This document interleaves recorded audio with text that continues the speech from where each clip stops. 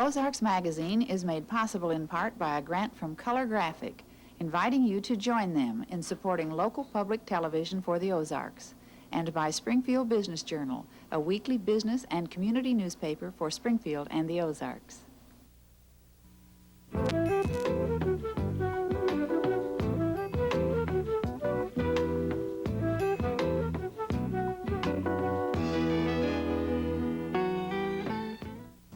You know, sometimes it's hard to believe as we stand in this little park at the corner of Jefferson and McDaniel in Springfield, Missouri, that this very site was once the scene of national media attention.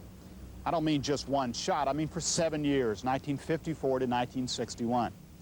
Hi, I'm Alan Weatherly with Ozarks Magazine, and we're going to talk, yes, about the Ozark Jubilee. I remember coming here to what was then the Jewel Theater with my family, and we would sit up in the balcony. And we'd watch the program, see Red Foley and some of the other stars. I mean, anybody who was anybody in country music was here. Brenda Lee, Minnie Pearl, Porter Wagner, although they're still performing today, hosted, of course, by the late, great Red Foley. Well, just recently, some people who were involved in the program got together at this site, this little park now, and they erected a monument, a little stone marker, to remind people of the impact that that program had on Springfield and the Ozarks. We want to talk about that program, the Ozark Jubilee, and we want to talk with some of the people that made that program work. You'll see some great scenes from the program, and you'll also talk with some of the people as they gathered here for that special celebration. You know, when they talk about it, you think the Ozark Jubilee ended nearly 30 years ago, but to those people, well, maybe it's a little bit like the Brooklynites when the Dodgers left Brooklyn. It's almost as though the Dodgers still play there, and they've been gone 30 years. The Jubilee's been gone nearly 30 years, but to those people who worked on it and to many who saw it and enjoyed it, it'll never die. We're going to begin our look at the Ozark Jubilee with a very special film.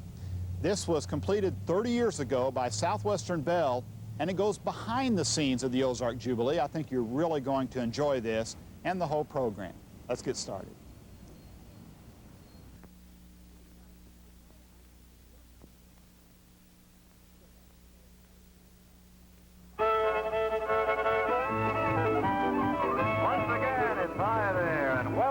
Television's #1 country music show, the Ozark Jubilee in Springfield, Missouri.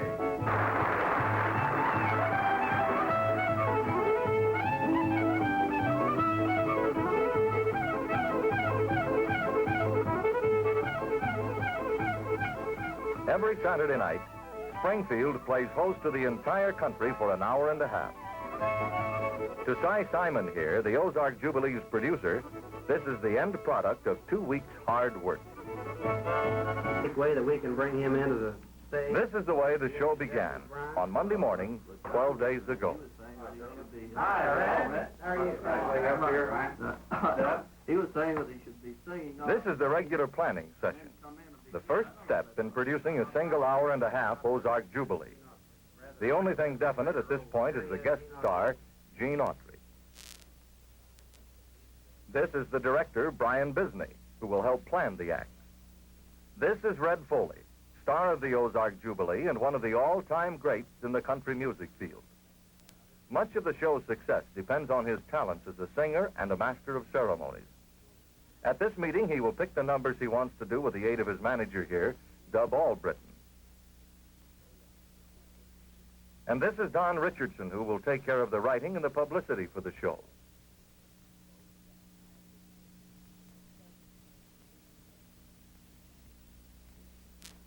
Six hours later, after considerable discussion, the show begins to take shape. Much of the talent has been decided upon, and a general pattern has been selected for each of the 3 half-hour segments. That's it, isn't it? Yeah, that's all that I need about it. Thank you. Okay. We will see you. One thing about Now, the major part of the responsibility is on the shoulders of the director. He begins to put all of the pieces together and think about how they will play.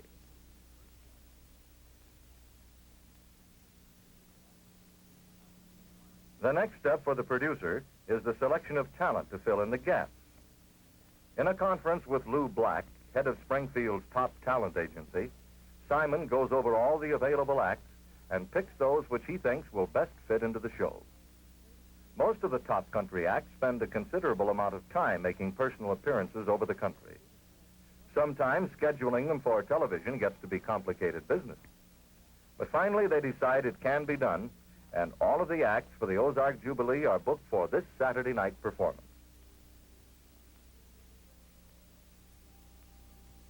The building of the sets begins.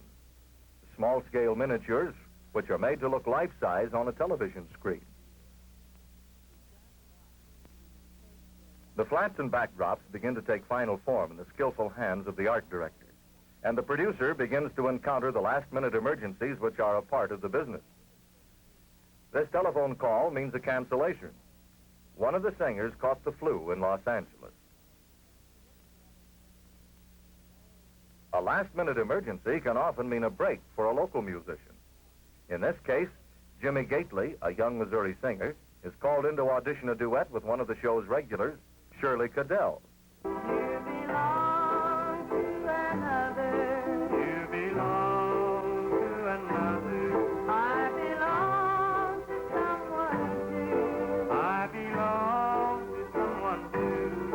But they just can't seem to see that our love just has to be. We'll make believe till we can make it come true. Maybe someday up above. Maybe someday up above. At noon on the Saturday of the show, Gene Autry and Red Foley, with special guest Stan Musial of the St. Louis Cardinals, arrived to begin rehearsal. The final hours of rehearsal are hectic. The stage is a complicated mixture of cameras and people, and at this point, no one is quite certain how all of this is going to be molded into a compact show in the 5 remaining hours. Meanwhile, the assistant director and his crew begin to coordinate camera and prop movements on the stage so that everything will be in the right place at the right time. The director begins to line up his crew for the show's big production number with Red Foley and the Foggy River Boys.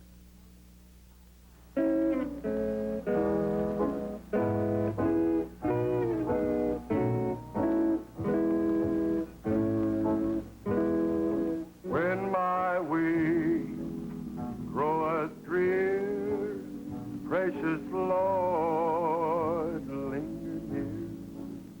When my life is almost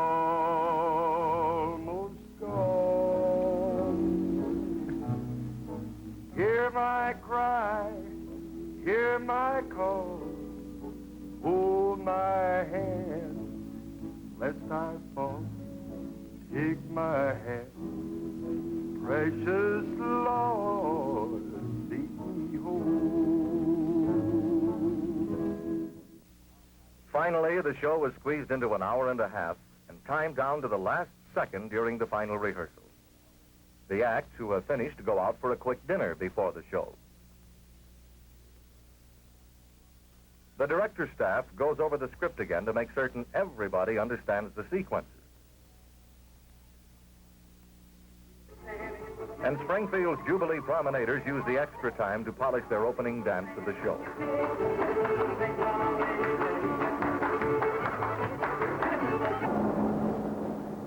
Cars from all parts of the country pour into Springfield for Missouri's only network television show.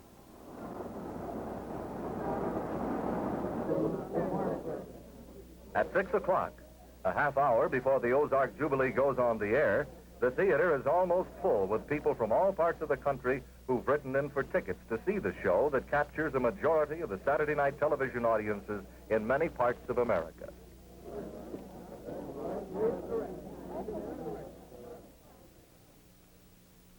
The final half hour before showtime moves too quickly, allowing a few minutes for the cameras to move into position while the script girl sorts the cue cards, and then time runs out.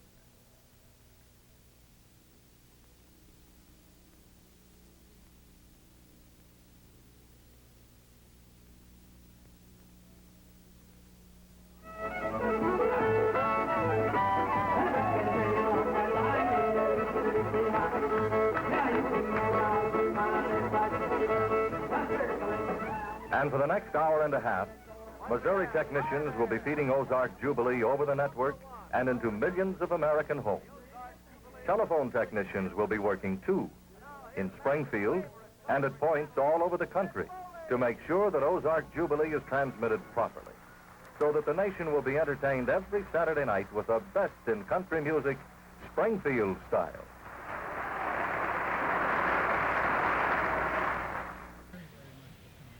Major tourist attractions and many Branson shows may owe much of their early success to the national attention which was focused on the Ozarks in the 1954 through 1961 era. Now, therefore, I, Thomas J. Carlson, Mayor of the City of Springfield, Missouri, do hereby proclaim June 16, 1988 as Ozark Jubilee Day. I grew up in the Ozarks, just south of Nixa, and admired so much the things that were being done on the Jubilee show. I was proud of the fact that the Jubilee was on all over the United States and that a lot of the people that were on the show were from Nixa and Springfield and the area, and I was just very proud of that. And so as the years have gone by, I've thought, hey, it seems like people aren't remembering just how important the Jubilee and the Jewel Theater were to the Ozarks and bringing people here. And as a result of that, we decided finally to just go ahead and do something ourselves. And I've had Eddie Arnold, Roy Acuff, Gene Autry, Roy Rogers, even Bing Crosby say the best singer ever came along in this country in popular music or any kind of music was Red Foley. And I agree with them. I felt that then. So imagine my delight to wake up every now and then in the same bed with his daughter.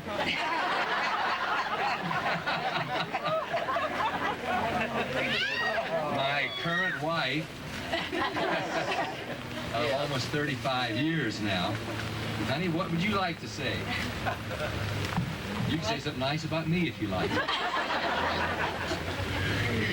You know, when you're raised in a household, growing up, it's just Mama and Daddy. And I don't think I really understood how great his talent was until later on in life. And after I lost him, we got a hold of a lot of his records, and I'd sit down and listen to those records. And I think I realized more what an incredible gift God had given him in that voice after he was gone. And I could appreciate not just missing Daddy, who I loved as my daddy, but Red Foley, a talent that was, he was a great talent. And he was, the thing I loved about him was he was so humble. He'd get standing ovations and he'd say, they just feel sorry for me because I'm getting old. I want you to share with me a little wonderful, wonderful thing here of the mail that you folks wrote to us during the past week. And it all isn't here yet because some of them was telling us that there were several pieces left behind.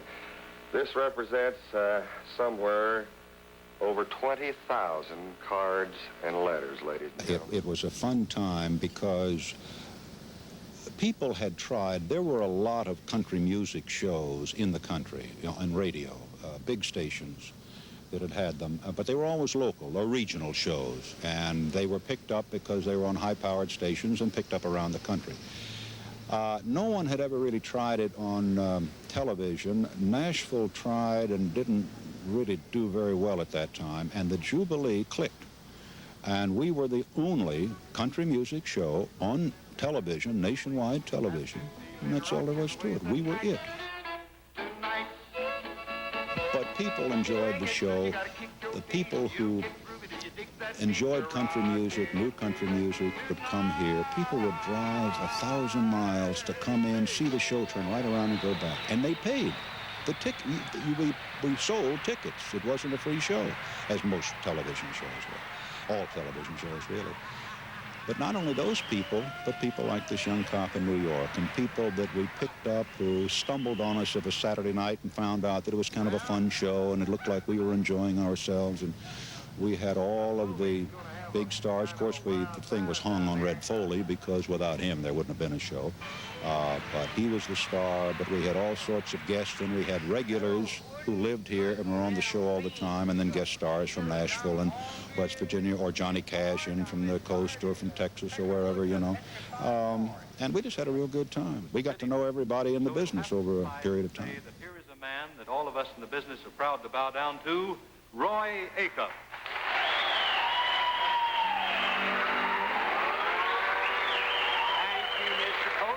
For the letter you bring.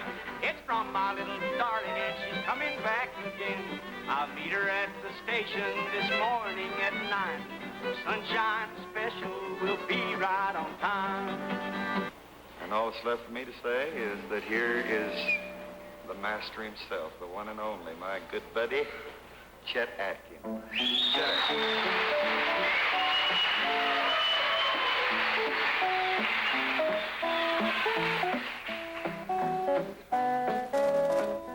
Oh, I've been wanting to do this ever since I first laid my anxious eyes on you. Please, Minnie. Now, You don't have to say please to me, handsome. No, sir, you look big enough to take just what you want. Minnie, look, there are a million neighbors out there looking in on us right now. Shucks, they won't mind, will you? You won't mind? See, lots of them are turning their backs so we can be just alone. Yeah, I know one that's not, though, Mary. Just Mary. My wife.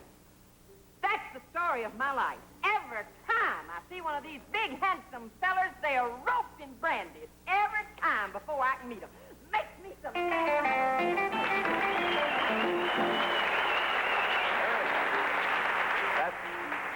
That was all in the script, Mary, there, hon. Honest. Just like it's written in the script, too, that one of the biggest talents of any show coming out of anywhere is a guy coming right here to sing a song. And I mean Bill...